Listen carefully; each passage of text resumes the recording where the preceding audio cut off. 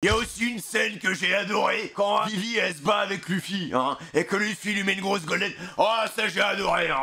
Oh vraiment ça c'est une scène, je comprends pas pourquoi il l'a pas cité. Luffy misogyne on connaît pas, voilà il a bien rendu la monnaie de la pièce, ça j'ai adoré. Alors comme ça tu viens sur ma chaîne secondaire sans t'abonner.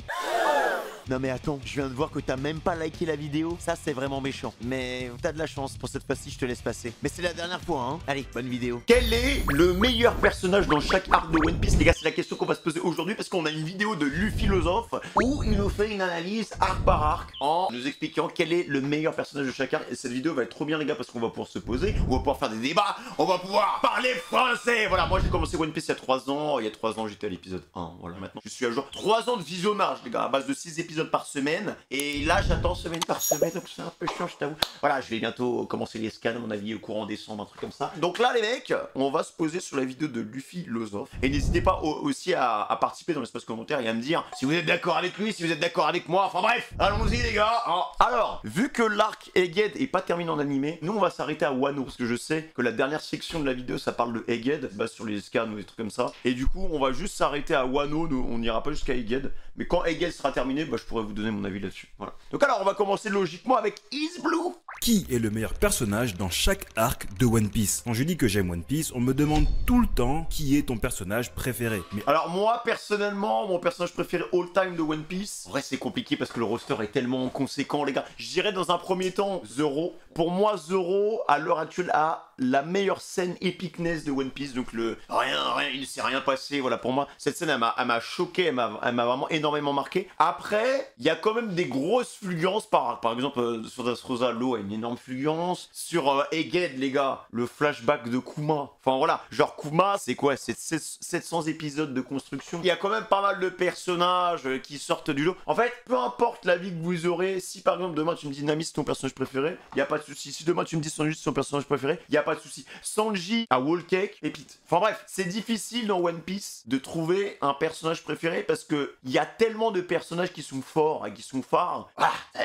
On ne peut que respecter. Après si tu me dis que Foxy c'est ton personnage préf, bon là il y a un moment on va quand même se friter frérot. avec plus de 1100 chapitres, c'est pratiquement impossible de dire un seul nom. J'ai donc décidé de me replonger dans tous les arcs de Romance Down à Egghead et de remettre un prix à celui qui a été le meilleur personnage dans chaque arc. Je vais aussi... Même Is Blue ça va être compliqué les mecs parce que c'est l'introduction des Mugi tu vois. Donc il y a des mini-arcs dans Is Blue quoi. Quelques règles pour garder ce classement un peu plus équitable. Et pour vous montrer comment cela va fonctionner, je vais commencer avec un exemple. On démarre avec l'arc Romance Down. Cet arc pose les bases de l'histoire de Luffy à Fuchsia, sa rencontre avec Kobe, son combat contre Alvida et ses péripéties à Shell's Town où il libère Zoro. Luffy émerge indéniablement comme le personnage central de cet arc. Il est celui qui reçoit le plus de développement et honnêtement, il n'y a pas vraiment d'autre choix. Après, il y a pas vraiment de concurrence à Romance Down quoi, il y a juste Luffy quoi. Possible. Cependant, pour éviter que Luffy s'accapare tous les prix dans cette vidéo, il y aura toujours 3 prix spécifiques. Celui du meilleur personnage, celui du personnage ayant le plus grand moment de l'arc et celui des premiers débuts d'un personnage. Mais attention, premier début ne veut pas dire première apparition. Dans One Piece,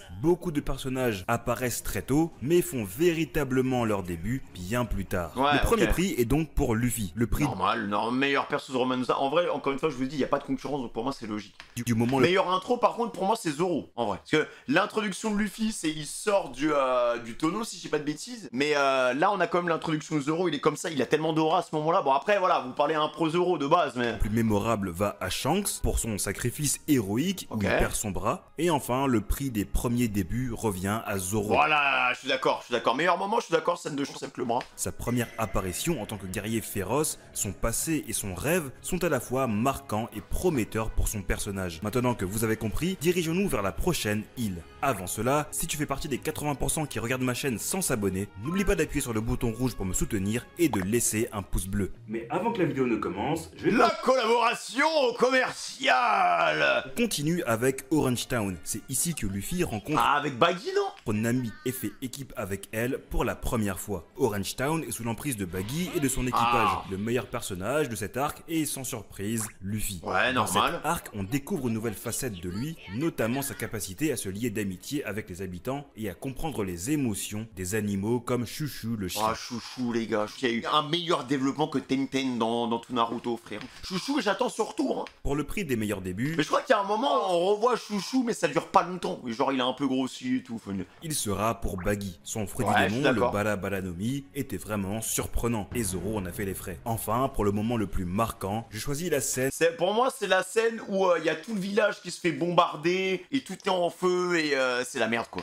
où la maison protégée par Chouchou est en feu. Ah oui, c'est c'est le vrai qu'il y a tournant cette où scène-là, Luffy devient sérieux et cela marque aussi sa compréhension de ce qui est vraiment important pour les autres. Et dans le prochain arc, il le montrera encore. C'est au village de Syrup que Luffy, Zoro et Nami rencontrent Usopp dans cette Bon, bah, bien évidemment, meilleur personnage de cet arc-là, les gars, hein. C'est autre que... Kuro. Non, pas du tout, c'est Usopp. arc, on aborde beaucoup le thème des rêves et de ce que cela signifie d'être pirate. Le principal antagoniste est le capitaine Kuro, un ancien pirate redouté qui souhaite désormais voler la fortune de Kaya pour Il mener... était rapide, hein, Kuro, hein. Là, en fait, moi, ce que j'ai adoré dans cet arc-là, c'est que déjà, on vit à travers les rêves de Usopp, et j'ai adoré la relation d'Usopp avec les enfants, et la relation aussi qu'il a développée avec la princesse Peach, hein, moi je l'appelle comme ça. L'arc est quand même bien différent des autres, donc voilà, on a vraiment la POV d'Usopp, on se balade et tout à droite à gauche, et au final, il est victime littéralement de ses mensonges. Et j'ai adoré aussi la stratégie mise en place par Kuro pour essayer de récupérer la fortune de la famille de la princesse, tu vois. et une vie tranquille. Franchement, cet arc ne m'a pas laissé de souvenirs mémorables, Ah ouais. surtout au niveau des adversaires. Que ce soit Kuro, Cham, Bushi... Au niveau des adversaires, je suis d'accord, et encore Kuro, ça va, mais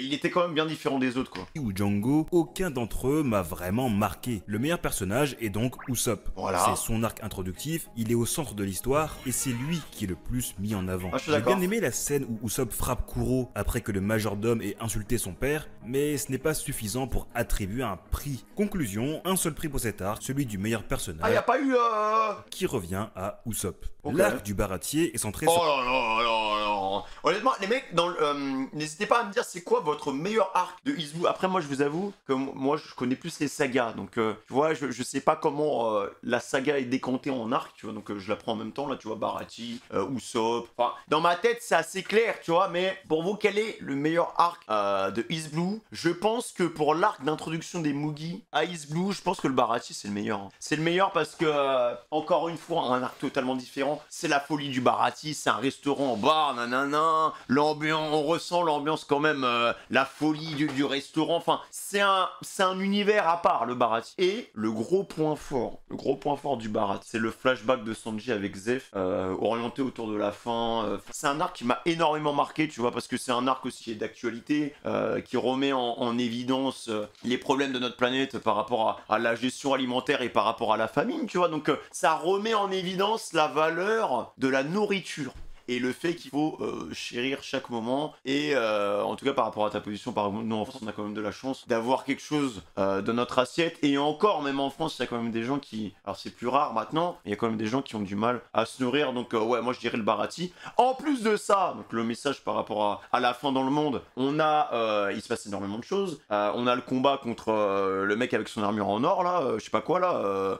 Il se bat contre Mihawk, nanana. On a, au final, l'arrivée de Mihawk, les légendaire Mihawk contre Zoro avec la première vraie défaite de Zoro et ça marque un marquant pour le personnage. Enfin, il se passe énormément de choses pour le Baratie quand même. Sanji et son histoire avec Zeph. La thématique principale tourne autour des rêves. On y découvre plusieurs personnages vraiment intéressants, comme Zeph, Jin et surtout Dracul, Bah ouais, Mihawk. qui fait donc sa première apparition dans cet arc. Non, je pense vraiment que le Baratie, c'est...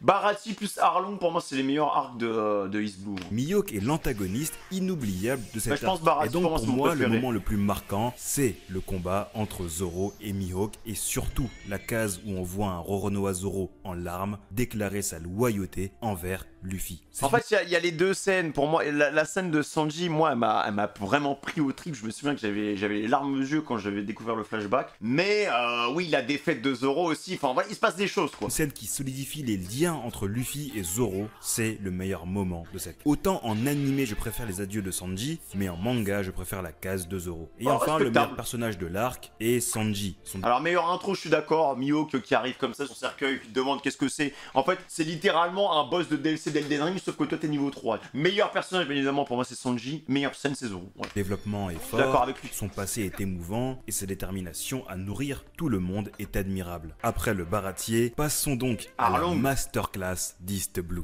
Vous le savez, Meilleure scène, Nami. Voilà, avec la scène où elle supplie Luffy l'aider et Luffy il pose le chapeau de paille. Enfin, cette scène-là, pareil, Luffy aura moment. Voilà, celle-là, elle était exceptionnelle. Même le flashback avec Belle-Mère. Hein. Belle-Mère, c'était pas facile. On s'est vraiment rendu compte. En fait, au fur et à mesure, on avance dans l'œuvre, de toute façon. L'univers devient de plus en plus sombre, on attaque, tu vois déjà le Barati avec la parenthèse par rapport à la fin, et le massacre de Belle-Mère sous les yeux, et les regards désemparés de ses enfants, entre guillemets. Enfin, c'était pas évident, quoi. C'est quand même très violent, Arlong. Hein. J'adore l'arc Arlong Park. C'est un arc auquel j'ai déjà consacré une vidéo de 30 minutes sur ma chaîne. Pour moi, le meilleur personnage de cet arc est évidemment Nami. Son développement est parfait, et elle est clairement le personnage central de l'histoire. Mais qu'est-ce qu'on aime, les gars, voir des personnages brisés comme ça, surtout que Nami, elle est là depuis le début, hein. Sauf que, bon, elle arrête pas de refréner les offres de mercato de Luffy et de dire ah non, je suis pas là. Et c'est vraiment à partir de là qu'elle est intégrée officiellement dans l'équipage. Mais avant ça, Nami, c'était la petite voleuse qui montrait aucune faille, tu vois. Donc c'était un personnage avec une double facette, avec un masque qui refusait de tomber. Et là, fait que son passé est rejailli, son masque est tombé, tu vois. Et c'est là qu'on apprend vraiment du personnage. Au prix de la meilleure première action, j'ai longtemps hésité entre deux personnages. D'un côté, Belle-Mère, qui aborde le thème de la famille consacrée en mer, bien avant des personnages comme Barbe Blanche par exemple, et de l'autre, Arlong, qui est vraiment le premier prototype du méga antagoniste de... Ouais, juste la crapule, et encore, on comprend, en fait le truc qui est fou, c'est que 400 épisodes plus tard, 500 épisodes plus tard, on comprend pourquoi Arlong a fait tout ça, tu vois. On comprend, genre c'est pas un mec qui débarque de nulle part et qui massacre des hommes, tu vois, il y a une raison à ça, et c'est ça qui est bien aussi avec la construction d'Arlong, parce qu'au final, Arlong se construit en deux temps. La découverte, et après l'arc des hommes poissons où on a son point de vue, et il en a bavé, hein, le perso, il en a bavé aussi. Donc voilà, qu'est-ce que je voulais dire? Alors ça, je vais juste le caler là, mais les gars, sachez une chose, ce sont pas les hommes qui changent, ce sont juste les masques qui tombent. N'hésitez pas à me dire dans l'espace commentaire si vous avez les refs, mais c'est la réalité.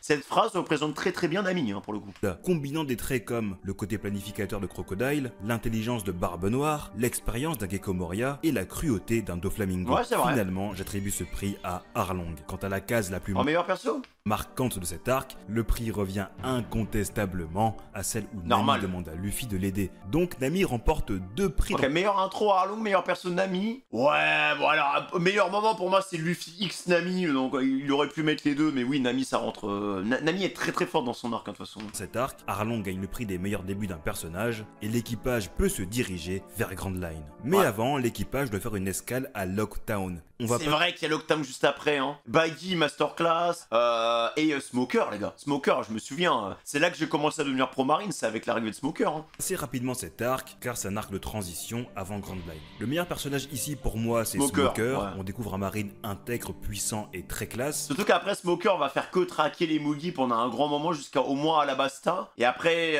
il va se remettre en condition, il va se remettre en question par rapport à ce qui s'est vraiment passé, sa position dans la marine, et par rapport à l'efficacité de la marine par rapport à l'univers, tu vois. Qui à l'époque avait un pouvoir qui le rendait invincible. Quant au meilleur début, ils reviennent à Monkey D. Dragon. Quant au meilleur... En meilleure intro, ah non, là, je suis pas d'accord. Meilleure intro Dragon, ouais c'est vrai, il débarque comme ça, à tous les coups il a un flux du cyclone, hein, tu vois, un truc comme ça, mais je sais pas, hein, parce que le gars il a apparu vraiment le temps d'un snap.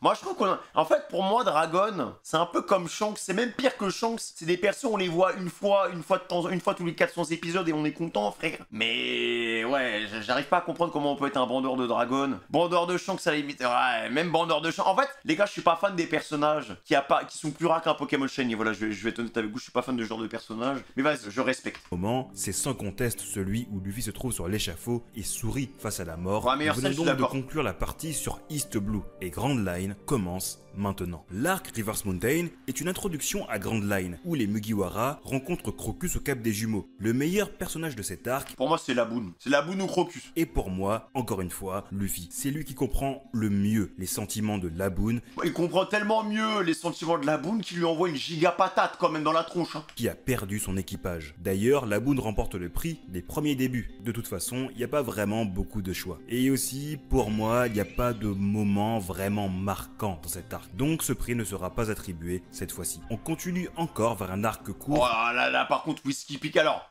il a pas intérêt à dire que là, il n'y a pas de moment marquant dans Whiskey Peak. Hein.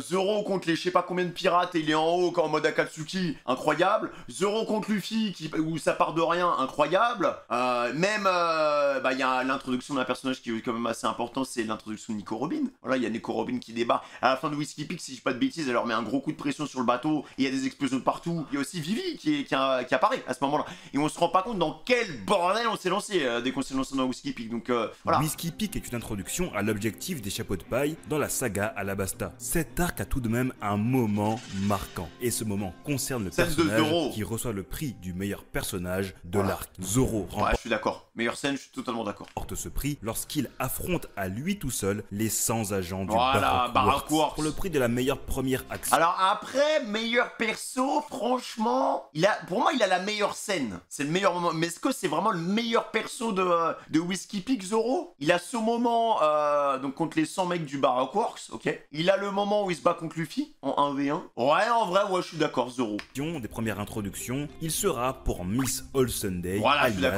Nico Robin. Rappelez-vous qu'elle fait sa première apparition. Incroyable son introduction d'ailleurs, hein. Quand il y a la nuque et tout, je me suis dit, mais c'est quoi ce bordel? Dans cet arc, et à ce moment-là, on croit qu'elle a tué Igaram. Elle s'infiltre aussi sur le Vogue Mary, se montrant aussi intelligente que dangereuse. Quant au prix de la meilleure case, je n'ai pas de scène spécifique à attribuer. Ah bah oui, hein, moi je suis vraiment exigeant au niveau des cases marquantes. Dans Little Garden, on découvre l'incroyable Dory Brody, Little Garden. Pareil, en fait, il y a plein de mini-arcs, mais c'était bien, bordel, hein. C'était très très bien. Et d'ailleurs, le dernier épisode de One Piece que j'ai vu, attention, alerte spoiler, vous avez 5 secondes pour partir. 5, 4, 3, 2, 1. Le dernier épisode qui est sorti, en fait, il y a le retour de Dory Brody. Voilà, bon, on les avait déjà vus avant, quand il y a la parenthèse avec Shanks qui se bat contre Kid, tu vois. Mais on les voit, ils débarquent à Ayed, donc voilà. Puissance des géants. Cet arc met également en lumière l'importance des duels dans la culture des géants. Pour moi, Mr. Free mérite le prix des premiers débuts dans un arc. Alors, meilleure intro Mr. Free. En vrai, ouais, parce que c'est un peu le grand méchant, c'est littéralement le grand méchant de l'arc Little Garden. Meilleur personnage pour moi. Alors, moi j'ai adoré toute la partie où, en fait, il y a un bon développement de Usopp à ce moment-là, avec les géants, où, en fait, tu te rends compte que le gars, c'est un fan des histoires d'Airbaf. Il est là, ouais, je veux ressembler à des guerriers d'Airbaf. Les gars, c'est un arc Airbaf. Je pense qu'on va avoir un retour de Usopp Prime, hein, vraiment. Mais littéralement, parce que Usopp a toujours eu une réelle connexion avec les géants. Une connexion avec Dory Brody, une connexion aussi quand il était en Sniper King avec je sais plus quel géant, il arrive à retourner le mindset des géants, à les remotiver, à les remobiliser. Le mec arrive à se créer une petite escouade en Sniper King. Hein. Voilà, hein. Donc après, pour moi, le prime de Usopp, ça restera Water 7 Ines Lobby. Mais il a toujours eu cette connexion depuis le départ, et même au niveau des phrases, même à Dressrosa, les mecs, hein, où il est en God Usopp, et il est comme ça avec la lumière et tout, c'est un géant qui le tient. Donc il y a vraiment un vrai rapport entre Usopp et les géants, et je pense que s'il y a un arc Airbaf, on aura un Usopp Prime, mais on aura une facette de Usopp en mode, voilà, ça a toujours été un perso très humain, un perso qui fuit, un perso qui a quand même une vision très réaliste, parce que Usopp est juste entouré de fous, et il suit les fous, mais en soi, il a toujours ce recul de se dire, mais les gars, mais c'est bizarre, ouais, mais pourquoi on ferait ça, ouais, et au final, c'est quand même Luffy qui a le dernier mot, parce que c'est capitaine, mais voilà, je pense sincèrement que s'il y a un arc Airbaf, on va voir un Usopp courageux, parce qu'il va avoir l'aura et le message d'un guerrier d'Airbaf. Voilà. Et du coup, ça va mettre de côté son tempérament de fillard, de mec qui n'est pas forcément courageux. Mais voilà, il y a peut-être un monde où on a une scène prime de Usopp, on a un arc Airbaf en vrai. Immobiliser un géant, ce serait logique en soi. Quant au meilleur personnage de l'arc, en vrai, meilleur perso de... Il y a aussi la partie avec Sanji où il est en mode... je sais plus comment il s'appelle là, mais Mister Prince, tu vois. J'ai bien aimé. Ah, c'est dur. Hein. Le meilleur perso, c'est Luffy. Hein. Luffy ou Zoro, parce que même la scène de Zoro où il se bat contre Mr. Free, il sort des flammes là. Pour moi, le meilleur moment, c'est ça. Hein. Zoro a quand même des scènes masterclass, tu vois. Mais après, meilleur perso, pour moi, ce sera Luffy. Hein, pour moi, vous serez peut-être pas d'accord, mais c'est Sanji. Ok, d'accord, bah, je peux comprendre. Particulièrement aimé son intelligence confiance à la fin de l'arc lorsqu'il se fait passer pour Mr. Three et fait croire à Crocodile qu'il a éliminé tous les chapeaux de paille. Et en plus, Sanji récupère l'Eternal Pause vers Alabasta. Je peux comprendre, mais bon, en vrai, moi je pense que c'est Zoro ou Luffy. Hein.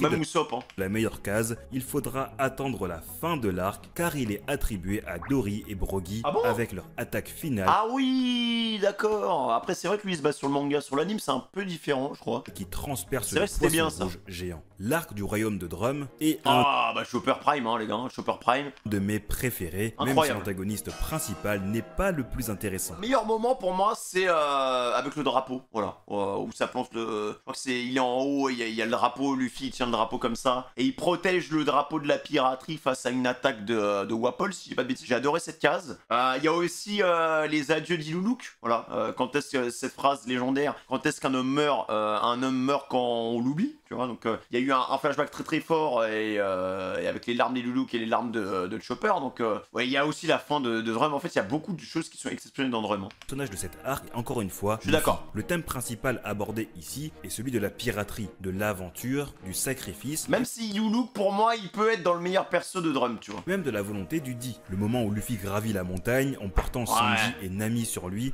est vraiment marquant. Tout comme celui où il tient le joli Roger de Iluluk après avoir encaissé un tir de canon. Une révélation pour Chopper. Le Ren d'ailleurs remporte le prix de la meilleure première introduction dans le manga. Son rêve est dévoilé et il est bien développé, ce qui le place devant les autres personnages de cette arc. Quant au meilleur moment, laissez-moi simplement... Les adieux d'Iluluk, je suis d'accord aussi. Hein. Poser une... Il y a les adieux d'Iluluk, il y a le moment où Luffy protège le drapeau, et il y a la fin de l'arc Drum, les gars, avec le cerisier et tout dans les airs. Pareil, j'ai versé ma larme, c'était incroyable. Question, quand est-ce qu'un homme meurt? Voilà. La mort de Iluluk, certainement peut-être l'une des plus belles citations de One Piece, ces mecs. Hein. Qui est le meilleur moment de l'arc. On arrive enfin à l'incroyable arc Alabasta. Pour moi, l'un des meilleurs arcs, enfin avant l'ellipse, voilà, genre le meilleur méchant à l'heure actuelle. Pour moi, je pense sincèrement que c'est le meilleur méchant de One Piece. Surtout que on a deux développements avec Crocodile. On a vraiment la partie où c'est une crapule, et on a toute la partie rédemption qui commence à partir de Impel Down, puis la remontée au fur et à mesure, plus la protège Luffy, les gars, à Marineford. Hein. Voilà, donc plus la partie avec la Cross Guild. Donc voilà, Crocodile a un énorme développement. En vrai, qui a fait aussi mieux que Crocodile à l'arc Alabasta? Le mec arrive à créer littéralement une guerre civile, le mec agit dans l'ombre, il tient ses pions et tout à droite à gauche, heureusement que les Mugies sont là pour l'arrêter, et même la marine n'y arrive pas. Qui a fait mieux à part de Flamingo? En vrai, personne. Il y en a qui a Ener dans l'eau, mais Ener, les gars, en fait le truc c'est que vous comprenez pas avec Ener, c'est que Ener, l'arc Skype, c'est la meilleure introduction pour les mystères de One Piece et la meilleure introduction pour tout ce qui est hack. Mais en soi, Ener est un méchant d'une autre catégorie, mais on n'en sait pas plus en fait sur Ener. On sait rien sur le personnage. On sait pas vraiment pourquoi il fait ça. Enfin, on manque d'éléments. Voilà. On va énormément développer le pourquoi du comment Skype se retrouve ici. Avec Norland le mytho, avec Calgara, enfin, les mystères de l'ancien monde, tout ça, voilà. Mais on se concentre pas plus que ça par rapport à Ener. Hein. On a les prélas qui sont là avec... Enfin, je crois que c'est les prélas, si je dis pas de bêtises, qui ont le sort de haki, mais c'est un autre synonyme qui est utilisé pour le haki à Skype, tu vois, mais il y a le haki de la perception est déjà mis en avant, Ener pareil, de par l'utilisation de son fruit et de par une très bonne utilisation aussi du haki. Le mec c'est tout en fait, le mec c'est tout. Et il y a aussi, allez spoiler, vous avez 5 secondes, 5, 3, 2, 1, l'introduction du G5 les gars, enfin du Gear 5, avec la danse où ils sont là autour du feu, voilà, avec Nika, donc en vrai de vrai, je ne vois pas pourquoi Ener se dresse au niveau en termes d'antagonisme.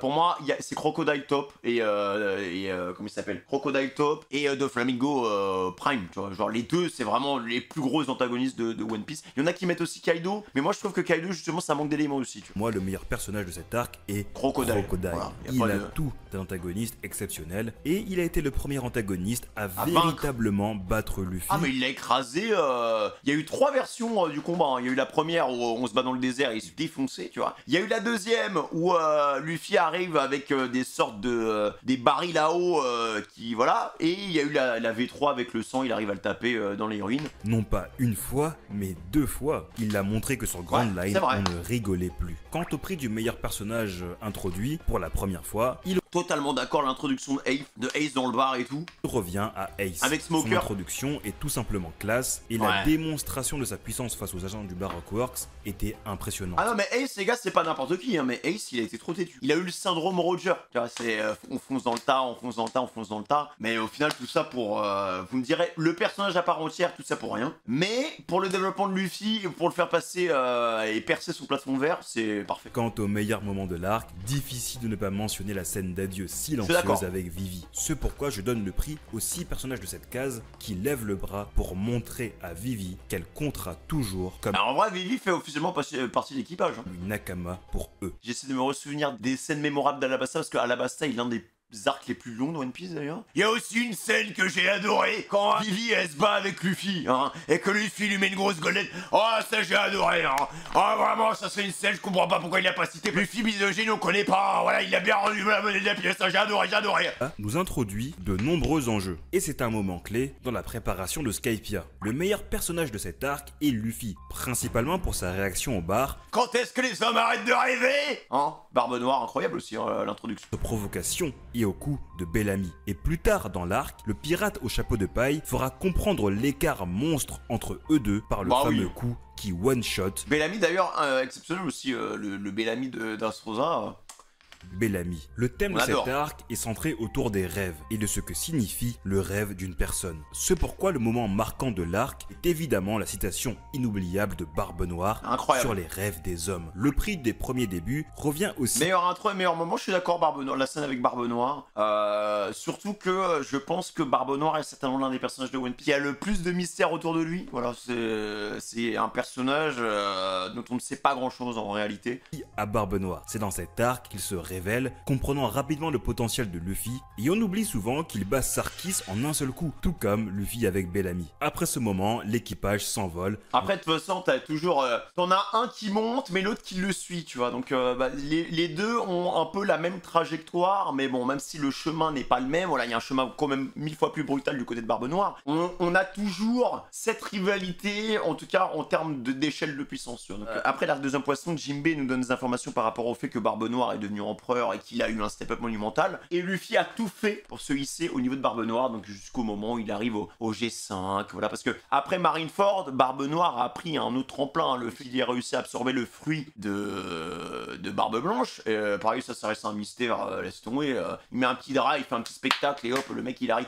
Barbe Noire est changé, est rempli de mystères les gars, même quand tu vois les fruits qu'il va donner à ce page, il sait tout. Le mec il est ultra documenté par rapport au flux des démons, il sait exactement où aller, à quel moment, quand chercher. Vous avez remarqué qu'il a toujours un sens du timing. Il arrive toujours au pire moment. Voilà. C'est tout le monde est en train de se battre, tout le monde est fatigué, le mec arrive par derrière, hop, et il récolte, il vient chercher son fruit et puis basta quoi. Vers un arc qui allait marquer l'histoire de One Piece à vie. L'arc Skypiea est l'un des plus magnifiques de One Piece. Je sais qu'il y en a beaucoup qui ont détesté l'arc Skypiea, mais dites-moi dans l'espace commentaire pourquoi vous n'avez pas aimé l'arc Skypiea, parce qu'il y en a beaucoup qui ont décidé que cet arc était long, mais moi j'aime bien quand il y a des moments de mise en place, des moments de découverte, des moments d'aventure. Skypiea, il y avait un équipe de tout, hein, même le flashback les gars par rapport à l'histoire et tout, non c'était incroyable. Même le moment à la fin où on découvre l'Astère, la cloche exceptionnelle, et il y a un putain de foreshadowing avec Skypiea, hein. Par rapport aux ombres qu'on voit, tu sais, quand on est en bas, voilà, il y a un foreshadowing de fou par rapport à ça. Ouvre de nouveaux territoires, des nouvelles cultures et des personnages fascinants, tout en approfondissant le thème de l'histoire antique, de l'ouverture et des croyances. Le meilleur personnage de l'arc, pour moi. Meilleur perso de l'arc Skypiea, Ener. Non, je suis pas d'accord. Meilleur intro, Ener, je suis d'accord. Meilleur personnage, il se passe beaucoup de choses à Skypiea. Hein. Ah, je sais pas les gars. J'avoue que j'en sais rien en fait. Moi et Ener. Il a été un antagoniste exceptionnel, avec une aura presque divine. Son pouvoir du Golo Golo no Mi lui permettait d'apparaître n'importe où. C'était vraiment un danger imprévisible. Et sa présence instillait un sentiment de peur constant. Le prix de la première apparition revient à Wiper. C'est un personnage secondaire. C'est vrai, Wiper, ouais. Qui a laissé vraiment une impression durable. Il est le seul qui a réussi à faire trembler Ener avec du granit marin, ce qui en fait un personnage marquant dans cet arc. Pour le meilleur moment, c'est Sanji qui remporte Sanji avec sa clope, incroyable ce moment aussi. le prix. Ça faisait un peu... Non, il s'est rien passé, quoi. Avec la scène Sauf qu'il de l'a fait avant. folie où, après avoir pris l'attaque Eltor des nerfs, Sanji réussit à apporter un moment épique où il lui remercie de lui avoir prêté un peu de feu. Alors que le gars, il a des côtes brisées, hein, il est brûlé à je sais pas combien de degrés, frère. L'arc Long Ring Long Land et le Devi Backfight sont des moments plutôt légers dans One Piece. Même Alors, Davy Backfight, il va falloir qu'on en parle. Vous savez que j'ai bien aimé le Davy Backfight. Voilà. Je sais que passer de Skype à Davy Backfight, ça peut choquer les gens, mais moi j'ai bien aimé, c'est l'instant pause et l'instant piraterie. Voilà. On vient développer le lore de la piraterie en mode on faisait des jeux et on parie nos équipages.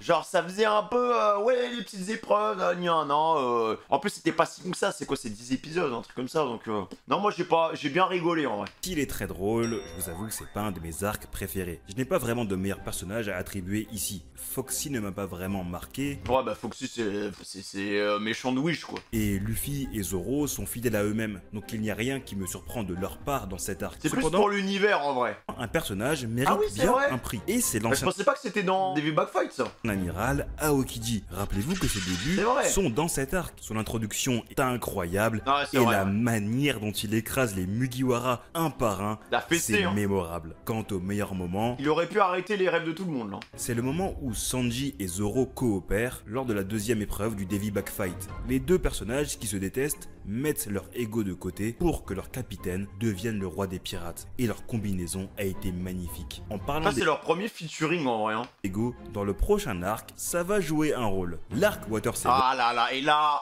alors là les gars, pour beaucoup, il y en a qui considèrent ça comme le prime de One Piece. Mais l'enchaînement Water 7 et Enies Lobby, il se passe énormément de choses. Hein. C'est pour ça que, alors, je sais qu'il y en a qui arrivent à dissocier Water 7 et Enies Lobby, mais pour moi c'est la même chose en fait. Je suis obligé de réunir les deux les gars. Parce que la transition elle est tellement smooth. Oubliez pas Water 7, ils montent dans le train, bam. Après, il y a 2-3 épisodes où ils sont dans le train et on est déjà à Enies Lobby. Hein. C'est limpide, la transition elle est fluide. Hein. Donc pour moi c'est le bloc. C'est le bloc et ouais, pour moi on est dans le top. Hein. On est dans le top 3 des meilleurs arcs de One Piece. Alors j'espère qu'il y a un moment, il y a un arc, je vais bien en parler aussi, mais celui-là les gars, on a repris du niveau. Voilà, on avait traversé Alabasta, on a eu East Blue, on a eu pas mal de choses, on a eu Skype. Alabasta très très fort, mais là pour moi, Oda il s'est surpassé, genre on est encore au-dessus. Fun est crucial, car il prépare le terrain pour l'affrontement d'Enies Lobby. Il Même Usopp Prime, hein, et des vrais méchants, une vraie brigade de méchants. introduit de CP9. nouveaux ennemis, le CP9, et met les Mugiwara face à des choix difficiles, notamment avec la question du remplacement du Vogue Vogue Mary, ouais. On commence à voir aussi un équipage qui se fissure gravement avec le départ de Robin, et C'est ça, hein. surtout avec Usopp qui décide de quitter l'équipage après son combat Ouais, de se battre contre Luffy pour vous dire à quel point cette scène elle a fait mal au cœur. Hein. Je pense que pareil, c'est dans le top des scènes les plus tristes de One Piece. Hein. contre Luffy. Pour moi, le meilleur personnage de l'arc, c'est Sanji. Meilleur perso de Water 7, Sanji. J'ai adoré Usopp. Voilà. Moi je trouve que Usopp justement dans Water 7. Alors on peut être d'accord ou pas avec lui. Hein. Je trouve admirable dans cet arc-là. Hein. Qui se distingue en suivant discrètement le CP9 après leur départ vers Enies Lobby. Et Ok. c'est lui aussi qui va permettre de libérer Franky et Usopp. Le prix des meilleurs débuts revient forcément Franky, à hein. Franky. L'intrigue se centre autour de lui sur Water 7 et il montre qu'il sait se battre. À ce moment-là, son passé est encore mystérieux et le CP9 va commencer à ouvrir un petit peu les portes. D'ailleurs le plot du CP9 là quand il bossait avec le frère avec le frère spirituel de comment il s'appelle de Franky au baratier, bah les gars non au baratier moi je suis un ouf moi je sais même plus comment ça s'appelle. Galela, voilà, Galela compagnie, je crois que c'est ça le blaze, ouais. Galela compagnie, genre incroyable hein, pareil hein. Genre tu t'y attends absolument pas hein. Et hop d'un coup comme ça ils retournent tous leur veste et tu dis non. De son lien Non. avec une certaine Armante. Et Même enfin, Lucci, hein. le moment le plus marquant de cet arc, bien que douloureux, est le combat entre Luffy et Usopp. La case où Luffy décide de partir avec Usopp au sol est triste mais Et cruciale c'est sûr que Usopp s'est très bien battu les gars hein, quand il utilisait les coquillages de Skype et tout. Enfin, pour le c'est bien battu hein le boug hein. développement des deux personnes. L'arc Enies Lobby est souvent considéré comme l'un des meilleurs arcs de One Piece, voire le meilleur. C'est ici que tous les Mugiwara connaissent un peu. Guerre seconde, il y a un power-up de tout le monde, il y a la scène où ils sont tous alignés. En fait, le truc qui est bien avec Enies Lobby, c'est que après en fait, je pense que Enies Lobby n'aurait jamais été aussi bien s'il n'y avait pas eu Water 7 avant. Parce que Water 7, c'est vraiment l'arc de la friction, l'arc de la séparation, l'arc des dramas entre Will, Usopp, qui est isolé, Nami, Nico Robin qui se barre, malgré elle. Nico Robin, c'est vraiment la princesse qu'il faut absolument qu'on aille sauver, et c'est un peu le martyr, tu vois. Donc il y a la continuité où il faut qu'on aille la chercher, donc on a un objectif commun, et tout le monde se réunit pour aller chercher Nico Robin, tu vois. Donc même Usopp est là, même s'il se met avec lui, carrément, il est obligé de porter un masque, il a honte, tu vois. Donc ce marque lui permet d'avancer à travers un personnage de Sniper King, mais en vrai de vrai, merci Water 7 d'avoir existé pour faire en sorte que Enies Lobby atteigne le prime. Power-up significatif où on commence à comprendre la et même on a des vrais véritable méchants, face cachée du gouvernement mondial. Et le de flashback, plus, le mystère du siècle oublié devient un élément central de l'intrigue, Ouais. renforçant l'importance des poneglyphes et des recherches de Imou. Robin. Pour moi, le meilleur personnage de cet arc, Luffy? Non. Oh merde. Non, pour moi c'est Nico Robin. Son flashback avec l'autre là qui arrête pas de rigoler, la tragédie d'Ohara. On voit toutes les phases de son enfance par lesquelles elle est passée. On voit aussi la passe D de Aokiji.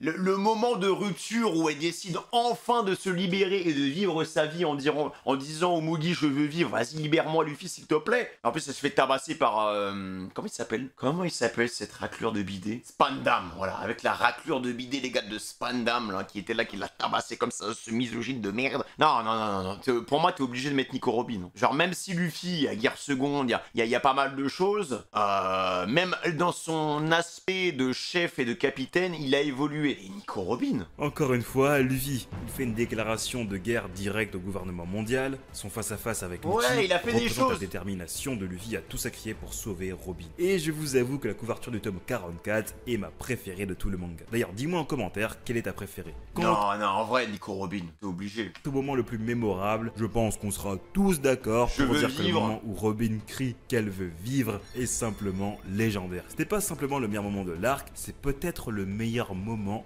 de tout One Piece. C'est dans le top 5, c'est sûr. Avec juste avant Usopp qui brûle le drapeau et tout. Non, c'était incroyable. Et le moment, ils sont tous alignés, les gars. Pour le prix des Là, c'est une vraie attaque vis-à-vis du gouvernement mondial. Hein. premiers débuts, c'est un peu compliqué à attribuer ici, puisque le CP9 avait déjà fait ses débuts dans l'arc Water 7, et les personnages découverts dans l'arc Enies Lobby sont pas tellement incroyables. Alors, je vais attribuer ce prix au Vogue Mary. C'est dans cet arc que le Mary se manifeste véritablement, venant sauver l'équipage une dernière fois avant sa mort. What? Cette scène est profondément émotive, car le navire fait partie intégrante de l'aventure, et son adieu est inoubliable. L'arc Sri Lanka. Ouais, c'est vrai qu'il y a l'adieu et tout, mais alors par contre, je suis pas trop d'accord avec lui. Hein. Alors, Trailer Bark, Trailer Bark en soi, c'est la petite pause. Après Trailer Bark, je pense que dans tous les shonen que j'ai vus dans ma vie, je n'ai jamais vu un enchaînement aussi qualitatif. Genre, on a Sabondi, mais je parlerai de Sabondi quand on arrivera à Sabondi. On a Amazon Lily. Après Amazon Lily, les gars, Impel Down, Marineford. Voilà, on a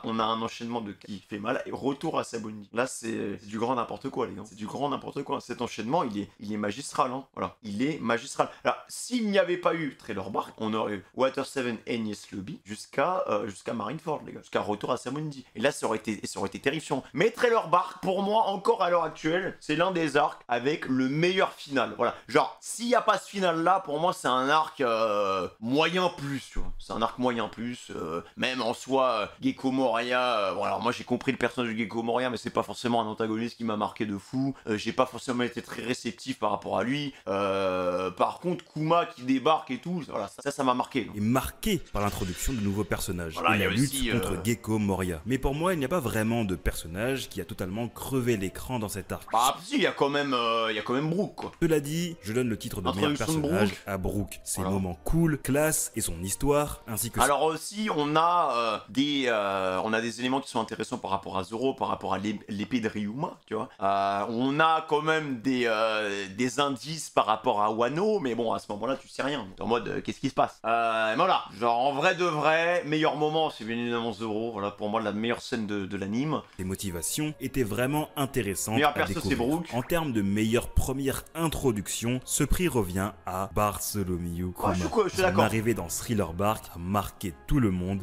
notamment avec son Ursus Shock. Ouais. Et Kuma est lié au meilleur moment de l'arc, car forcément, je dois l'attribuer à Roronoa Zoro avec son moment légendaire exceptionnel, où la il ne scène, s'est hein. rien passé. Non mais exceptionnel, il reste droit.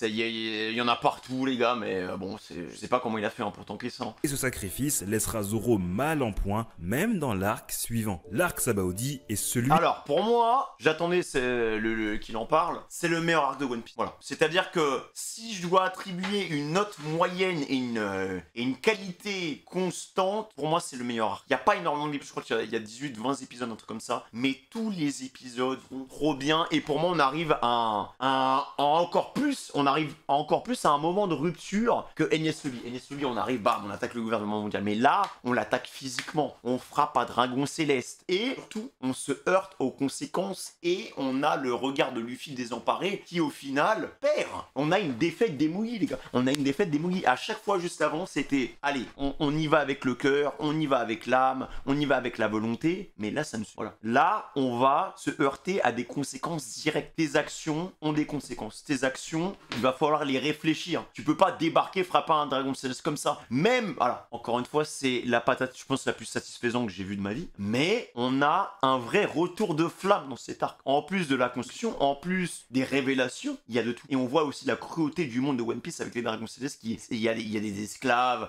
on a des pirates qui sont esclaves, on a des sirènes qui sont esclaves. En fait, tout le monde y passe. Tout le monde y passe. Et t'as qu'une envie, c'est de voir une patate qui arrive sur la tronche du Dragon Céleste. Bam, représailles direct avec l'arrivée d'un amiral, Kizaru, qui débarque et on voit la puissance d'un amiral. Heureusement qu'il y a Silver, Rayleigh qui est là pour essayer de se battre avec lui et pour se friter avec lui. Mais sinon, à ce moment-là, les gars, ils sont morts. Hein. Plus Kuma qui vient les sauver, dans 2 temps. Enfin, dans un premier temps, tu dis, mais attends, qu'est-ce qui se passe? Bon, après, tu comprends, ouais, en toute logique, tu comprends qu'il vient les sauver. Parce que ça peut pas s'arrêter ici. Mais Sabaody, pour moi, c'est le meilleur arc de One Piece. Voilà, c'est mon arc préféré. Où les Mugiwara vont subir une défaite totale. Même Luffy marquant pleure. un tournant dans l'aventure. L'élément déclencheur de cet arc est aussi le meilleur moment. C'est lorsque Luffy frappe Saint Carlos, le dragon céleste. Ouais. Cette scène est inoubliable et pour cela, Luffy remporte le prix de la meilleure case, voire même de la meilleure double page de l'arc. Alors, après, est-ce que c'est la meilleure scène? Je sais pas. Parce que, pour moi, c'est sûr que ça joue entre cette scène-là et la scène où Luffy a un regard désemparé par rapport à Kuma qui fait despawn tous les Mugiwara. Le moment où il s'effondre en larmes, il est là et il se rend compte des conséquences et qu'il est incapable de protéger ses potes, c'était bien aussi. Moi, j'aime bien aussi les sections où on voit les héros qui sont brisés. J'adore ça. Suite à cet incident,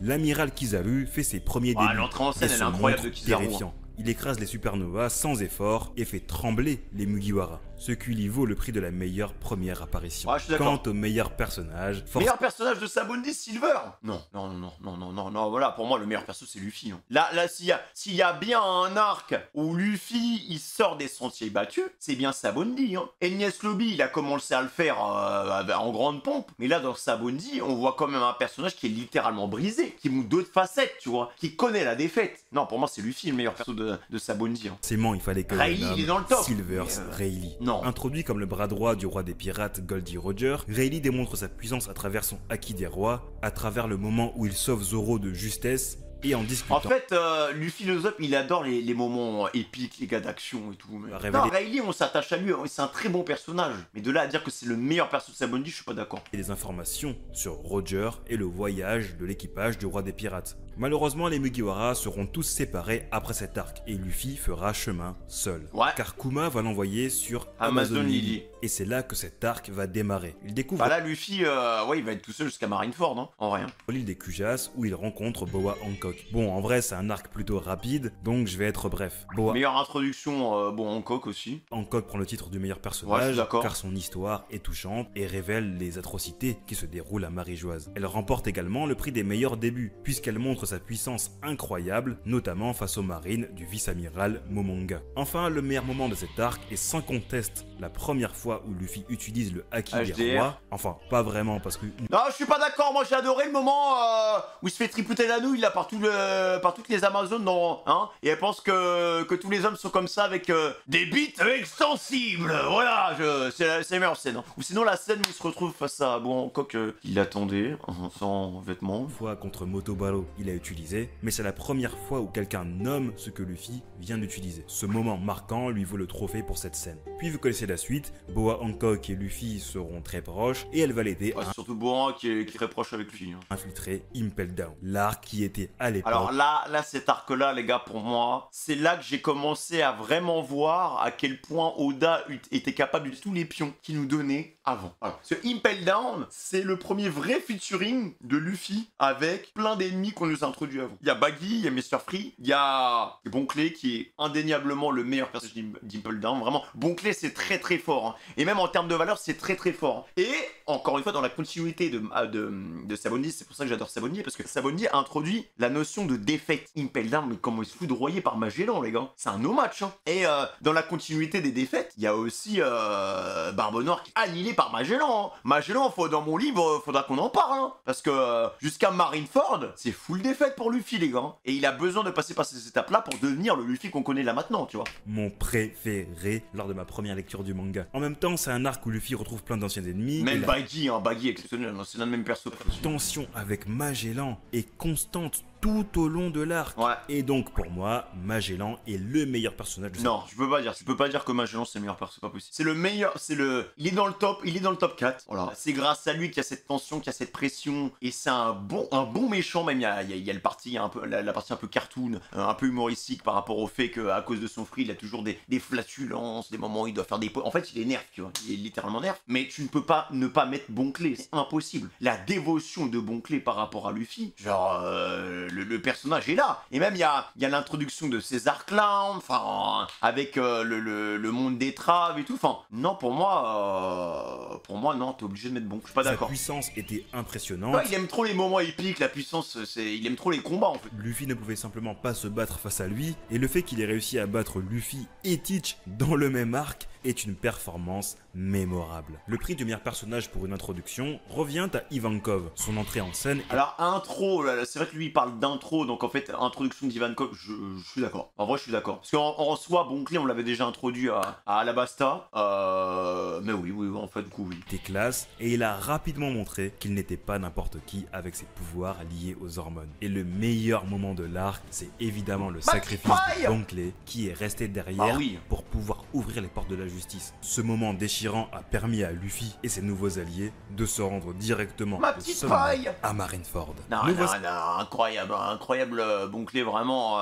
Il était déjà sympa avant, mais là c'est devenu un perso tiers à ce moment-là. Tu vois, c'est dommage que. J'espère qu'on le reverra peut-être par la suite, à part s'il est vraiment zigouillé, mais bon. Marineford, donc du coup le Smash Bros de One Piece. Hein, beaucoup le considèrent comme le meilleur arc. En vrai, je comprends totalement. Moi personnellement, c'est pas mon arc préféré. Il est dans mon top. Il est dans mon top 3, tu vois. C'est pas mon arc préféré. Au sommet de la première partie de One Piece, l'arc Marineford, cet arc est un arc où il se passe beaucoup de choses captivants, avec une multitude de personnages intéressants et impressionnants. Alors en vrai, le meilleur personnage de Marineford, je pense que c'est Barbe Blanche, honnêtement. Genre, me citez même pas Ace, parce qu'au final, Ace, il a eu un épisode où il a été libérable. Après, il s'est transformé en Donuts, tu vois.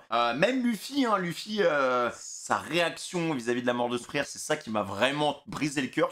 Mais Barbe Blanche, pour moi, c'est le meilleur personnage de l'arc en vrai. Sengoku, Marco, Doflamingo et même Barbe Noire qui arrive à la toute fin. Cependant, parmi tout ce chaos, un personnage se distingue et mérite largement le titre de meilleur personnage. Même par rapport à son final, les gars, il meurt en homme, quoi.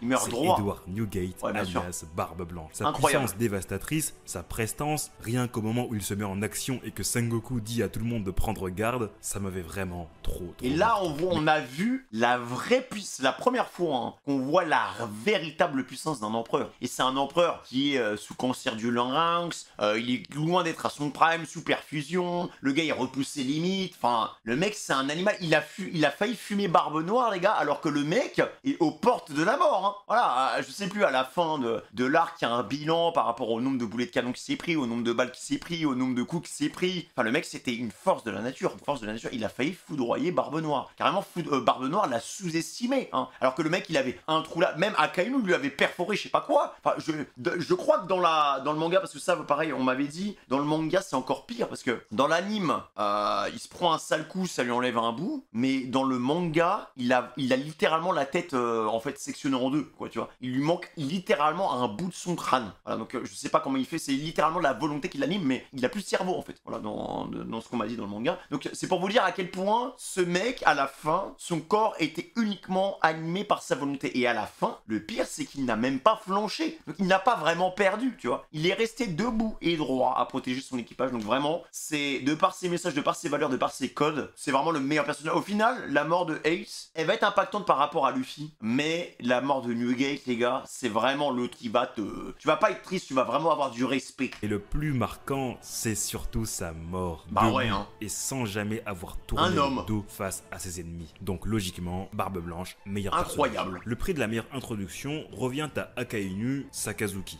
Alors, il y a beaucoup de gens qui détestent Akainu, mais ça veut dire qu'Akainu a été bien écrit, les gars. Moi, j'adore Akainu. Je sais que quand j'avais dit ça la dernière fois, quand j'avais fait mon analyse et tout, il y a beaucoup de gens qui m'avaient dit, ouais, raciste et tout, nanana. J'adore Akainu parce que c'est un vrai mec. C'est une crapule. Il fume des promarines. Les mecs ne bossent pas. Bam, prends-toi un coup de magma. Il est là pour travailler. Si on n'avait pas eu un personnage comme Akainu, les gars, on aurait, Marineford n'aurait jamais été aussi légendaire. C'est un mec qui débarque, qui fait peur. Voilà. Il tremble, il est juste là pour atomiser du pirate parce que c'est un gros race-là. Point barre. Point barre. Voilà. Point barre. Après, on a l'arrivée de Barbe Noire et tout fusée dans le dos, c'est une grosse crapule. Et on a encore plus de mystère par rapport au fruit du démon et par rapport à une mécanique qui est incroyable, qui est le double fruit du démon, tu vois. Mais Akainu est incroyable. Jusqu'à la fin, les gars, jusqu'à l'arrivée de Shanks, il est exceptionnel, le perso. Il fait son travail. Et, les gars, si vous avez réussi à détester à ce point un personnage dans One Piece, ça veut dire qu'il est bien écrit. C'est comme les personnages comme Geoffrey Baratheon, Cersei, tous ces personnages-là qui sont foncièrement mauvais, les Freezer, les trucs comme ça, c'est des mecs, c'est des crapules, point barre. Hein. Et encore, je suis sûr que Akainu a une raison de faire ça. Avec Barbe Blanche a été l'un des combats les plus intenses de tout le manga. Les deux se sont vraiment battus pour se tuer. Quant au moment le plus marquant de cet arc, bien qu'il y en ait énormément, je pense que personne ne contestera que la mort de Ace au chapitre 574 est le moment le plus bouleversant du manga. Bah, il y a la mort de Newgate, il y a la mort de Ace, il y a... Oui, bon voilà, ces deux scènes-là. Il y en a qui disent aussi l'arrivée de Shanks, mais les bandeurs de Shanks, s'il vous plaît, dans l'espace commentaire, arrêtez, voilà, vraiment vous avez... Vous avez, comment dire, hein, vous avez l'Excalibur dur facilement, quoi, c'est... Oh, mais quand il arrive, c'est devenu... On peut faire... Lâchez ça, putain. Après, il faut attendre 400 épisodes pour qu'il fasse un truc, frère, qu'il aille mettre un coup de pression au 5G à l'autre amiral qui se prend pour une planche, là. Car jusque-là, en plus, Oda faisait beaucoup de feintes sur des personnages dont on croyait qu'ils étaient morts. Oui, cette fois, ce fut bien réel. Ce moment a profondément impacté et a marqué une étape décisive dans l'histoire. Luffy comprendra sa faiblesse et prendra une pause 2 ans. Voilà donc pour la première moitié de Grand Line, qui était le théâtre d'événements forts et de personnages impactants. Qu'est-ce qui nous attend pour la suite? L'arc de l'île des hommes poissons. Oh putain, pour moi le pire arc de One Piece. Alors intéressant par rapport à des révélations et par rapport aussi à la transition face au nouveau monde et par rapport à tous les adversaires qui vont arriver. On a Big Mom, on a l'introduction de Big Mom. On a pas mal d'éléments par rapport au nouveau monde, par rapport à Barbe Noire qui est devenue empereur. On a Fisher Tiger, on a la daronne de la petite là, on a des révélations par rapport à l'arme Poséidon. On a beaucoup de choses, mais par contre, bah, les antagonistes sont pas au niveau. Et c'est juste histoire de dire qu'on va montrer un peu la puissance, la puissance des Mugi, quoi. Mais en soi, les méchants sont vraiment éclatés au sol, quoi. Pas un arc très apprécié. Il y a des longueurs, en tout cas en anime. Après, peut-être en manga, je sais pas, mais... Probablement parce qu'il sert de calme après la tempête de Marineford. Dans cet arc, on voit clairement que les Mugiwara sont bien au-dessus de leurs adversaires. Pour moi, la meilleure scène, c'est quand Luffy utilise le HDR. Cependant, pour moi, le meilleur personnage de l'arc est, encore une fois, Luffy. Ah, je suis désolé, hein, mais j'ai pas le choix. Il redonne espoir aux hommes poissons dans leur quête Même quand il fait le Red Hawk, là. Vie meilleure, et la scène où il met KO 50 000 hommes poissons avec son haki est incroyable. Par contre, le prix des meilleurs débuts revient à Fisher Tiger. J'ai longtemps Ok, d'accord, pourquoi pas. Avec Otohime, car les deux ont une histoire vraiment tragique, mais disons que le combat de Fisher Tiger a été plus mémorable. Bah en fait, celui-là, moi je trouve qu'il est vraiment sympa aussi parce qu'on en sait vraiment plus sur Jinbei. Et en vrai, non, moi j'aime bien Jinbei aussi. Enfin, le meilleur moment revient à Jinbei lorsqu'il sauve Luffy en lui donnant son sang, un geste qui rapproche symboliquement les humains des hommes poissons. Okay. L'arc Punk Hazard est une île où... je suis content qu'on soit passé vite à autre chose. Punk Hazard, pareil, pour moi, un arc très important par rapport aux mécaniques des fruits du démon. Voilà, on en apprend vraiment plus par rapport au speed spawn des flux démons. On en apprend vraiment aussi, c'est un arc qui a un fond assez horrible aussi parce que c'est des expériences qui sont faites sur des enfants. Aussi, on en apprend un peu sur des expériences, on en apprend un peu sur Vegapunk, on en apprend sur... Alors, pour moi, il y a aussi un clin d'œil par rapport aux éveils des Logia, je sais ce que vous en pensez, mais c'est pas normal que Akainu et que Aokiji aient littéralement à eux seuls changé la météo du Nil en fait. T'as un côté magma et un côté enneigé, c'est littéralement ça l'éveil des Logia. C'est pour moi de pouvoir influencer directement avec la météo et la météo ne changera pas. Enfin, c'est même pas la météo, c'est tu influes littéralement sur les cellules ce qui t'entoure en fait. Donc, Luffy et son équipage le meilleur personnage c'est l'eau, bien évidemment, voilà. retrouvent après leur entrée dans le Nouveau Monde. Cet arc marque le début de l'alliance entre Luffy et Trafalgar Law pour faire tomber Kaido. Sur cette île, les Mugiwara découvrent un laboratoire secret et des expériences liées à Caesar Clown, ancien scientifique du gouvernement mondial. Pour moi, Law est le meilleur personnage de cet arc. Je suis d'accord, même le moment où ils sont dans la montagne, ils proposent une alliance pour les défoncer Kaido et les empereurs, incroyable. Smoker, j'ai bien kiffé parce que on a eu un retour de Smoker à l'époque d'Alabasta où en fait on se retrouve dans une petite mission de pacotille et au final la mission elle prend d'autres ampleurs et au final on se donne à 1000% et on se bat littéralement contre l'autre là qui bosse pour Doflamingo et au final c'est Law qui fait une masterclass pour l'évincer, mais Smoker s'est quand même pris une belle fessée et encore une fois il se reprend une deuxième fessée avec Doflamingo qui débarque à la fin et j'adore cette planche où on a ce truc que j'appelle la chaîne alimentaire. T'as Smoker au sol, Doflamingo qui prend la tête de Smoker, hein, voilà, qui lui est au sol, qui est à deux doigts de l'achever, et derrière t'as Aokiji qui est encore en mode, bon bah écoute, c'est encore un degré au-dessus quoi. Pour moi c'est le meilleur moment de Punk Hazard, même si, mention spéciale à une scène où, vous vous souvenez de la petite, là je sais plus comment elle s'appelle, la petite brune, qui est assez grande, qui est une des victimes des expériences de Caesar Clown, le moment où elle se sacrifie, où elle prend la sorte de drogue, les sortes de pilules rouges, elle m'a déchiré en deux, voilà, elle s'est sacrifiée pour sauver ses amis, genre j'ai trouvé que cette scène elle était poignante aussi. Des qualités de mastermind et son pouvoir est juste trop masterclass. Ouais, des fois c'est très simple, hein, il suffit de ça. Le prix de la meilleure introduction revient encore une fois à un personnage qui est apparu il y a très longtemps, Don Quijote de Flamingo. Son entrée en scène à la fin de l'arc avec son Haki des rois est tout simplement remarquable. Quand on montre comment il peut voler en s'accrochant aux nuages, c'est juste un truc de fou. Et parce que, en fait c'était en train de niquer le trafic là. Depuis Arlong, on n'avait plus vu un antagoniste tenir tant à ses camarades. Le moment d'adieu entre Doflamingo et Monet, ou entre Doflamingo et Vergo, c'était vraiment spécial. Et enfin, voilà, Vergo, pour la meilleure case de l'arc, on en revient encore à Trafalgar Law, le moment où... Non mais Luffy, philosophe les gars, il aime trop les combats. Hein. Il aime trop les combats, genre, j'avoue, ça c'était très épique. Mais les scènes que je vous ai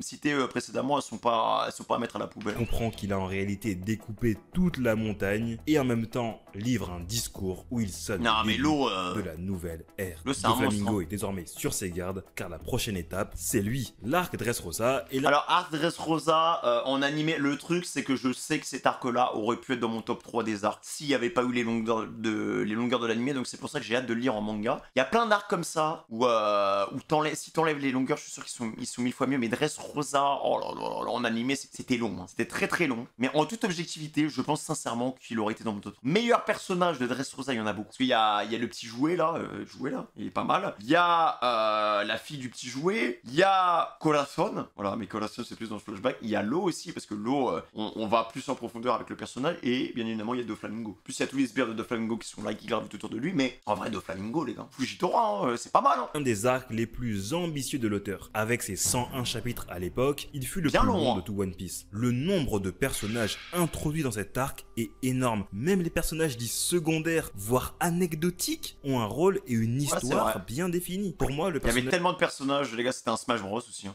Qui mérite le titre de meilleur personnage de l'arc, forcément, c'est Doflamingo. Il incarne parfaitement l'antagoniste de grande envergure, avec un passé profond révélé à travers un flashback poignant. Sa cruauté, ses ambitions, son charisme en font un ennemi redoutable et inoubliable. Pour le prix des meilleurs débuts, j'ai choisi... meilleure introduction, en vrai je suis d'accord. Ouais, meilleure introduction, même le moment où il envoie les météorites, là il se prend pour Madara, frère. Donné à Fujitora. Il est à la fois puissant, avec un sens de la justice propre, et a osé s'opposer au... Et l'anti-corsaire, ça c'est bien qu'il s'oppose aussi au fonctionnement du gouvernement mondial et au fonctionnement même de la marine, tu vois. Machination du gouvernement mondial, qui voulait encore une fois masquer ce qu'avait fait le gouvernement mondial de mèche avec Doflamingo. Il l'a fait en tant qu'amiral, et ça franchement c'est fort. Ouais, Quant c'est à bien. ses pouvoirs gravitationnels, c'était fascinant, évidemment. Voilà, un amiral qui fait apparaître une météorite en tant que première attaque, voilà quoi, forcément, meilleure introduction. Quant Non, mais c'est même un personnage, suscite le respect, quoi. au meilleur moment de l'arc, je sais que beaucoup de fans Alors, meilleur moment de l'arc. Waouh, parce qu'il y a eu des moments de ouf, hein. Ah, il y a eu des moments de ouf, hein. Parce que, les gars, le petit jouet, là, moi, j'ai trouvé que c'était l'un des meilleurs personnages aussi de Dressrosa, hein. Il était exceptionnel, ce perso, hein. Mais oui, le flashback de l'eau avec Corazon, avec la maladie blanche aussi, tu vois, genre... l'eau, il a pas eu la vie facile, hein, franchement. adorent le passé de l'eau et Rocinante, qui est sans doute peut-être le meilleur flashback de One Piece, mais pour moi, c'est la révélation du Gear Ouais, Force mais vu qu'il adore les combats, c'est sûr qu'il allait mettre ça, les gars, c'est sûr.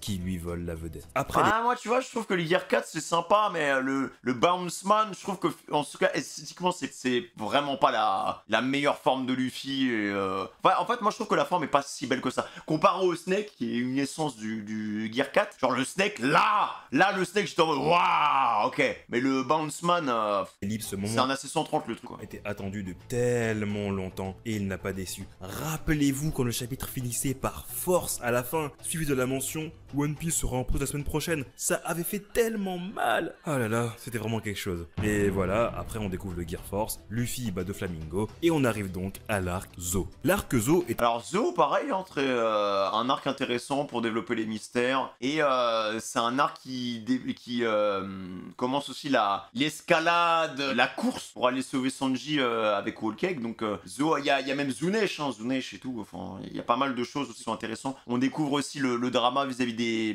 Mink. Et il y a le personnage de Jack qui débarque. un arc de transition. Et Ouais, mais il est honnêtement, sympa. je comptais même le passer dans cette vidéo. Parce que vous avez remarqué, mais j'ai passé Mais respecte Zo, frère. beaucoup de mini-arcs, car il y a peu de matière pour décerner vraiment un prix. Cependant, il y a un moment qui mérite d'être mentionné. Pour cet arc, il n'y aura pas de prix de meilleur personnage ou de prix de meilleure introduction. Mais, messieurs dames, le moment où Inuarashi et Nekomamushi annoncent que Raizo est en sécurité, c'est le plus grand Ouais, retournement c'est vrai, de c'était sympa. situation dans One Piece et il n'y a pas de débat. Non mais alors surtout quand t'apprends que en fait l'Arquano c'est une masterclass. On est là et on a toutes les révélations par rapport à la dynastie des Oden et encore ça c'est après Whole Cake, non? Si j'ai pas de bêtises. C'est à la fin de Zo je crois tout ça en fait. Hein. Enfin il y a voilà genre même quand t'apprends que Kinemon c'est pas le père de Momonosuke. Il n'y a pas de débat, je m'en fous. Cette scène est puissante et montre à quel point ils ont protégé Raizo malgré toutes les tortures subies et que leur cité millénaire a failli disparaître. Pour cette raison, Non mais même quand tu vois le flash, enfin j'ai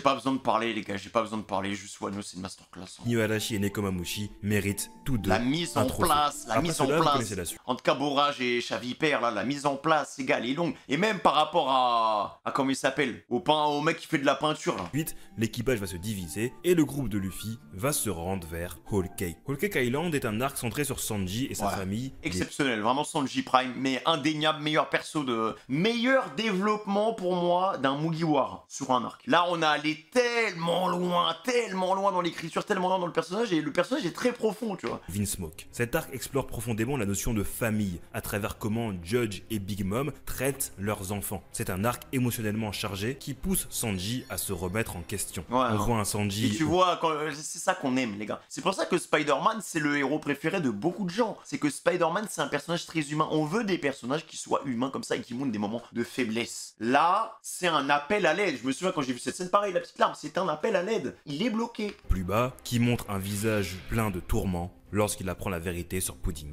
Bah Pour ouais, moi, non. le meilleur personnage de cet arc,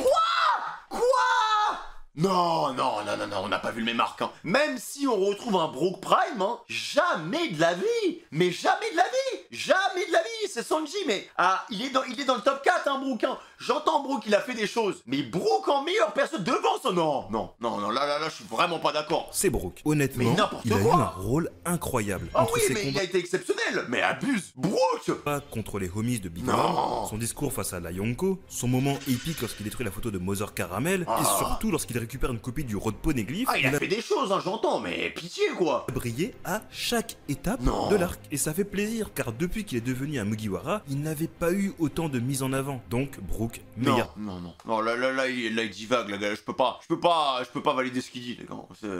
Meilleure introduction pour moi, Katakuri. Pour le meilleur personnage faisant ses débuts, c'est sans hésitation. Katakuri, les gars, je spoil, hein. Bon, voilà, je suis quasiment sûr qu'il va rejoindre la Cross Guild, les gars. Big Mom s'est fait terrasser par Aokiji. Voilà, enfin, de toute façon, Big Mom, elle est dans la mer. Ils ont plus rien, en fait, donc ouais, il faut Katakuri. À mon avis, Katakuri a survécu, il va rejoindre la Cross Guild pour se venger. Charlotte Katakuri. Katakuri est un grand antagoniste, avec une grande... Meilleur antagoniste de Whole Cake, hein, d'ailleurs. Genre, Big Mom, à contrario, c'est du pipi de chat. Big Mom n'existe pas. Hein. Profondeur, et son sens de l'honneur a vraiment marqué les esprits. Son combat contre Luffy est le combat qui, jusqu'à aujourd'hui, a le plus divisé la communauté. Ouais, qu'est-ce qu'il était long, mais alors, un combat comme ça, en mode The One Piece, comme The One Piece qu'on aura probablement l'année prochaine ou en 2027, banger, hein, franchement. Et l'arrivée du Snake, pour moi, le Snake, encore à l'heure actuelle, c'est la plus belle forme de Luffy. Devant même le Gear 5. Moi, c'est mon combat préféré de tout One Piece. Quant au meilleur moment de cet arc, je pense à cette scène où Sanji sauve sa famille. Il se tient au-dessus des Vinsmoke, les jambes enflammées, protégeant ceux qui l'ont maltraité. C'est un moment fort. Le meilleur moment,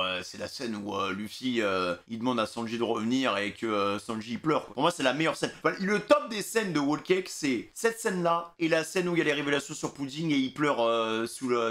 Et l'arrivée du Snake aussi. C'est les 3 meilleures scènes de Whole Cake pour moi. Qui montre toute l'évolution de son personnage. Et après cet arc, il était temps pour Oda de conclure la saga des 4 empereurs avec l'arc final. Le meilleur, pour moi, le meilleur flashback de One Piece. Le flashback d'Oden, meilleur flashback de One Piece avec le flashback de Kuma.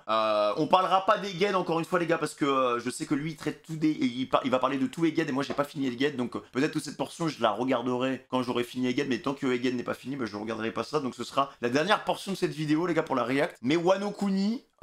pour moi, c'est l'un des meilleurs arcs de One Piece. Wano Kuni est sûrement à l'heure actuelle l'arc le plus important de One Piece au niveau de l'histoire. En témoigne sa longueur. Juste le flashback de Oden avec les fourreaux rouges, Into, on a tellement d'informations sur Roger, sur Barbe Blanche, même sur Shanks, le mini Shanks, sur Barbe Noire, sur Baggy, sur tout le monde, sur tous les mystères de l'univers et Lovetail, bordel, juste pour ça. L'aboutissement de nombreuses intrigues commencées depuis Punk. Le mystère de Mika, de Nanani, les tambours de la libération. Non, cet arc, c'est une masterclass. Il y a trop de choses, il y a trop d'éléments, les gars.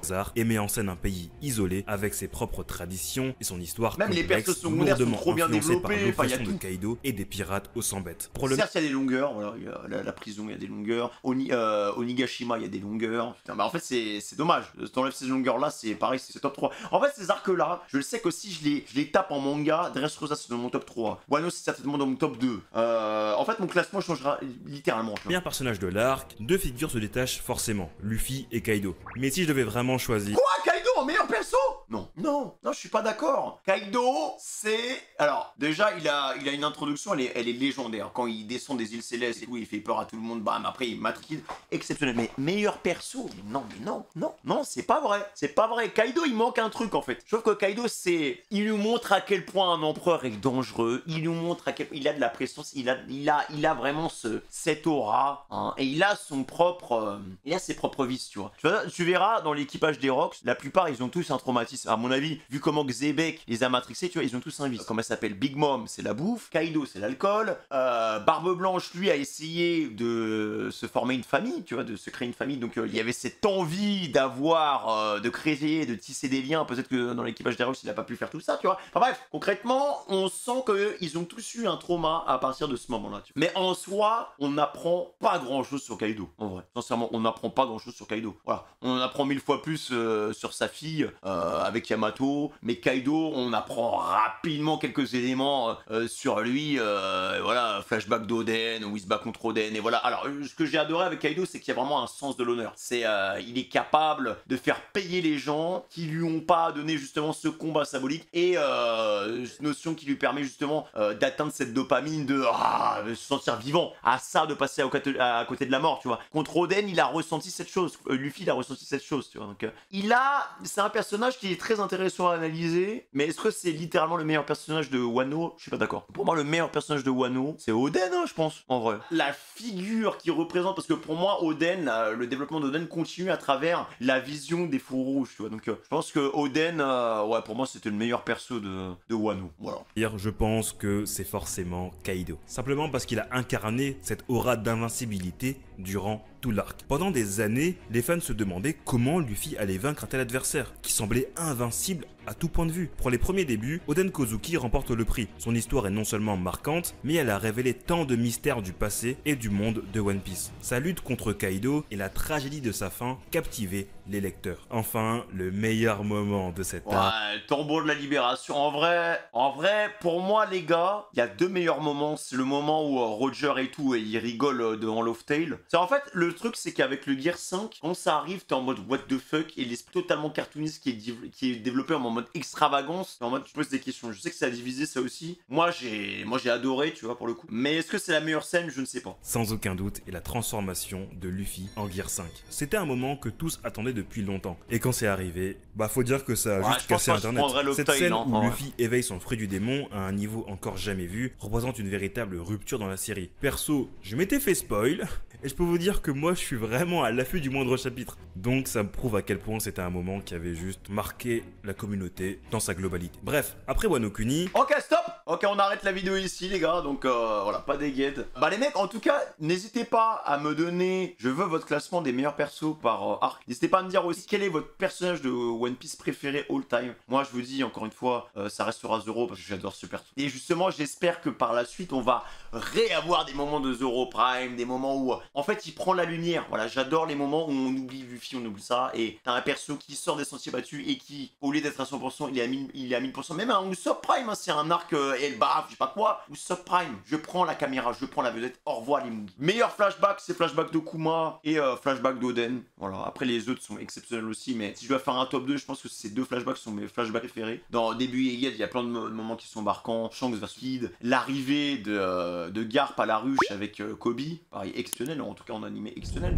Il y a plein de moments qui sont sympas comme ça. Mais voilà, mais j'attends en tout cas. Bah voilà les mecs, hein, si vous avez kiffé ce genre de format, n'hésitez pas à me dire. Si vous avez d'autres vidéos que vous voulez absolument que je regarde, n'hésitez pas à me le dire aussi dans l'espace commentaire. Prenez soin de vous, n'hésitez pas à liker les vidéos et on se retrouve à bientôt pour un nouveau format sur YouTube les gars. Ciao.